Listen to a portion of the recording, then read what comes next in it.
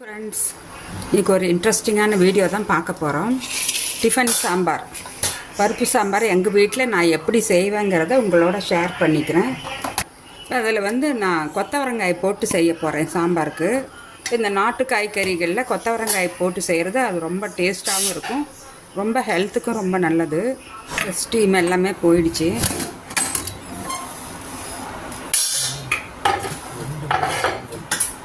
துவரம்பருப்பு நல்லா போட்டு நான் வேக வச்சுக்கிட்டேன்.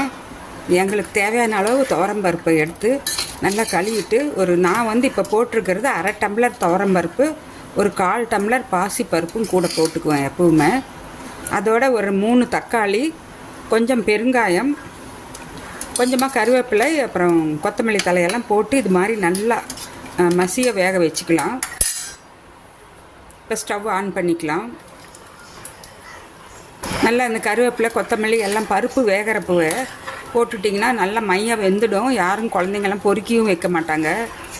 தக்காளியும் கூடவே போட்டு நல்ல மைய வேக வச்சுக்கிட்டேன். பெருங்காயத்தூள் ஒரு 1/2 டீஸ்பூன் போட்டிருக்கேன். இதோட சின்ன வெங்காயம் முழுசாக கட் பண்ணாமல் அப்படியே தோல் மட்டும் உரித்து முழுமையாக போட்டாச்சு. சின்ன வெங்காயம் தேவையான அளவு. சின்ன வெங்காயம் இல்லைன்னா பெரிய வெங்காயம் கூட போட்டுக்கலாம், நம்ம பெரியந்தான். கொத்தவரங்காய் கொஞ்சம் தண்ணி ஊற்றிக்கலாம். இதை இங்கிலீஷில் கிளஸ்டர் பீன்ஸுன்னு சொல்லுவோம். இதில் நார் சத்து, இரும்பு சத்து, விட்டமின்கள் எல்லாம் அதிகமாக இருக்கிறதுங்க. நாட்டு காய்கறிகளில் இது ரொம்ப முக்கியமான ஒரு காய். ரொம்ப மலிவாகவும் கிடைக்கும். நம்மளுக்கு ரத்தத்தில் சர்க்கரையோட அளவை கட்டுமானமாக வச்சுக்கும். சுகர் பேஷண்ட்டு தைரியமாக சாப்பிட்லாம் இந்த காயை. இதில் நார் சத்து அதிகமாக இருக்கிறதுனால ரத்தத்தில் சேர்கிற எல்டிஎல்ங்கிற கெட்ட கொழுப்பை குறைச்சி நம்ம ஹார்ட்டை நல்லா ஆரோக்கியமாக பாதுகாக்கும்.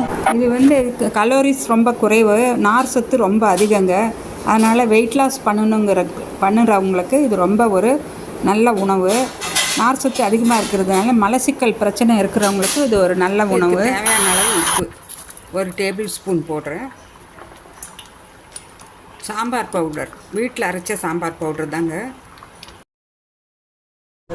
சாம்பார் பவுடர் லிங்க் வேணால் டிஸ்கிரிப்ஷன் பாக்ஸில் கொடுக்குறேன், நான் செஞ்சது. வேணுங்கிறவங்க பார்த்துக்குங்க. Table spoon sambar powder. இந்த சாம்பார் பவுடர்லேயே எல்லாமே கொத்தமல்லி, சீரகம், உளுத்தம்பருப்பு, கடலைப்பருப்பு, பெருங்காயம், மிளகாய்த்தூள் எல்லாமே போட்டு தான் செஞ்சுருக்கேன். ஆனால் இப்போ இருந்தாலும் சும்மா இந்த சோம்புத்தூளும் சீரகத்தூளும் ஒரு 1/4 டீஸ்பூன், 1/4 ஸ்பூன் சோம்புத்தூள், 1/4 ஸ்பூன் சீரகத்தூள் போட்டு நல்லா கலந்து விட்டுக்கலாம்.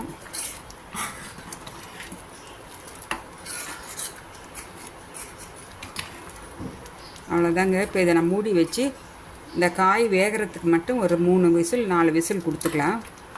கடைசியாக தான் தேங்காய் அரைச்சி ஊற்றுவேன்.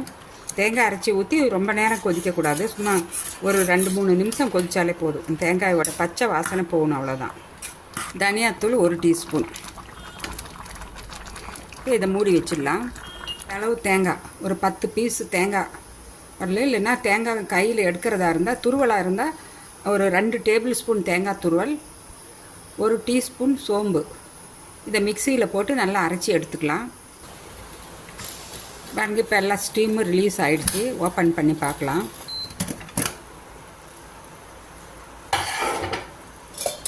கொத்தவரங்காய் நல்லா வெந்துடுச்சு பாருங்கள். ஸ்டவ் ஆன் பண்ணி தேங்காய் அரைச்சி வச்ச தேங்காயை இதில் ஊற்றிக்கலாம். தேங்காய் ஊற்றினா ரொம்ப நேரம் கொதிக்க விடாமல் தேங்காவோட பச்சை வாசனை மட்டும் போனால் போதும். ஒரு 2 நிமிஷம் அல்லது 3 நிமிஷம் கொதித்தாலே போதும். சோம்பு 1 டீஸ்பூன், தேங்காய் ஒரு 10-12 தேங்காய் பல், அதையெல்லாம் போட்டு இது மாதிரி நல்லா கொஞ்சம் திப்பியாகவே அரைச்சி எடுத்துக்கலாம். இதில் கால்சியம் சத்து ரொம்ப அதிகமாக இருக்குங்க. அதனால் எலும்புகளுக்கு ரொம்ப நல்லது. 1 டீஸ்பூன் அளவுக்கு வெல்லம் போட்டிருக்கேன். அது ரொம்ப டேஸ்ட் என்ஹான்ஸ் பண்ணி கொடுக்கும் இந்த பருப்பு சாம்பாருக்கு. இந்த சாம்பார் கொஞ்சம் தண்ணி மாதிரி இருந்தால் தான் நல்லாயிருக்கும். ரொம்ப கெட்டியாக வேண்டியதில்லை, கொஞ்சம் தண்ணி அதிகமாகவே நான் ஊற்றிக்கிறேன். உப்பெல்லாம் செக் பண்ணிக்கோங்க. இந்த ஸ்டேஜில் கொஞ்சம் தேங்காயோட பச்சை வாசனை போனதும் நான் இதை தாளித்து விட்டுக்க போகிறேன். இட்லி, தோசை, பணியாரம் அதுக்கெல்லாமே ரொம்ப செம்ம டேஸ்ட்டாக இருக்கும். கன்சிஸ்டன்சி பாருங்கள், இந்த மாதிரி கொஞ்சம் தண்ணி மாதிரி தான் இருக்கும் இந்த சாம்பார். இதை லேசாக மூடி வச்சிடலாம். மேலே எல்லாம் வெயிட் வைக்க வேண்டியதில்லை. தேங்காயோட பச்சை வாசனை தான் போகணும். எடுத்துடலாம். இதை ஓப்பன் பண்ணி பார்க்கலாம். பாருங்கள், தேங்காயோட பச்சை வாசனையெல்லாம் போய் அந்த நுரை எல்லாமே பாருங்கள், சைடில் நுரை இருக்கும். அந்த நுரையெல்லாம் போயிட்டாலே தேங்காயோட வாசனை போயிடுச்சு, பச்சை வாசனைன்னு. இப்போ இதை தாளித்து விட்டுக்கலாம். எண்ணெய் ஊற்றிருக்கேன். எண்ணெய் நல்லா சூடாயிடுச்சு. கடுகு ஒரு 1/2 டீஸ்பூன் கடுகு, ரெட் சில்லி 2 ரெட் சில்லி இது மாதிரி கிள்ளி போட்டுக்கிட்டேன். ஒரு 1/4 டீஸ்பூன் சாம்பார் பொடி. இந்த மாதிரி ஆயிலில் போட்டு நீங்கள் தாளிக்கிறப்ப போட்டு பாருங்கள், டேஸ்ட் சூப்பராக இருக்கும். கொஞ்சமாக பெருங்காயத்தூள்,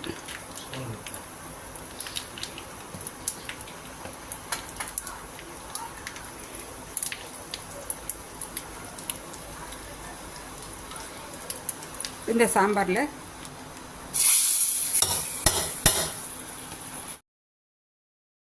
இப்போ சூப்பரான கொத்தவரங்காய் ஹோட்டல் ஸ்டைலில் செஞ்சாச்சு. ரொம்ப டேஸ்ட்டாக இருக்கும்.